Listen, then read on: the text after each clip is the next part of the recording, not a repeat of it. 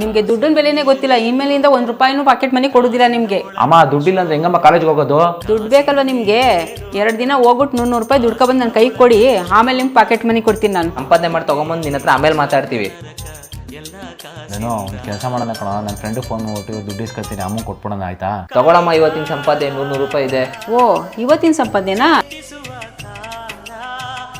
Sir ತುಂಬಾ ಕಷ್ಟ ಇದೆ, ಕೆಲಸ ಇದ್ರೆ ಕೊಡ್ತೀರಾ? ನೋಡ್ರಪ್ಪ, ನನ್ನ ಹತ್ರ ಯಾವುದೂ ಕೆಲಸ ಇಲ್ಲ. ಕಾರ್ ಕ್ಲೀನ್ ಮಾಡಿಕೊಟ್ರೆ 100 ರೂಪಾಯಿ ಕೊಡ್ತೀನಿ.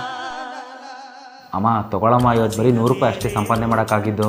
100 ರೂಪಾಯಿ ಅಷ್ಟೇನಾ? ಅಷ್ಟೆಲ್ಲ ಕಷ್ಟಪಟ್ಟು ದುಡ್ಕೊಂಡ್ ಬಂದಿದ್ದೀವಿ ತಾನೆ, 100 ರೂಪಾಯಿ ತಗೊಂಡ್ಬಿಟ್ಟು ಯಾಕಮ್ಮ ಡಿಸ್ಮಿಲ್ ಆಗ್ತಾ ಇದೆಯಾ? ಯಾಕಪ್ಪ ಇಷ್ಟೊಂದು ಕೋಪ? ನೆನ್ನೆ ಎಷ್ಟಾಗ ಏನು ಅಂದ್ಲೇ ಇಲ್ಲ ನೀವು. ಇವತ್ತು ಕಷ್ಟಪಟ್ಟು ದುಡ್ಕೊ ಬಂದಿದ್ದೀರಾ, ಅದಕ್ಕೆ ಬೇಜಾರಾಗ್ತಿದ್ಯಾ ನಿಮಗೆ? ಇವಾಗ ಗೊತ್ತೈತೇನಪ್ಪ ದುಡ್ಡಿನ ಬೆಲೆ ಏನು ಅಂತ. ಅನ್ನೆಸೆಸರಿಯಾಗಿ ದುಡ್ಡನ್ನ ಖರ್ಚು ಮಾಡಬಾರ್ದು. ನಾನು ನಿನ್ನ ಥರನೇ ದುಡ್ಕೊ ಬಂದು ದುಡ್ಡು ಕೊಡೋದು ನಿಮಗೆ. ಸಾರಿ ಕಣಮ್ಮ, ದುಡ್ಡಿನ ಬೆಲೆ ಏನು ಅಂತ ಇವಾಗ ಗೊತ್ತಾಯ್ತು ನಮಗೆ. ಇನ್ಮೇಲೆ ಅನ್ನೆಸರಿಯಾಗಿ ಇಬ್ರು ಖರ್ಚು ಮಾಡಲ್ಲ ಕಣಮ್ಮ, ದುಡ್ಡನ್ನ ಸೇವ್ ಮಾಡ್ತೀವಿ.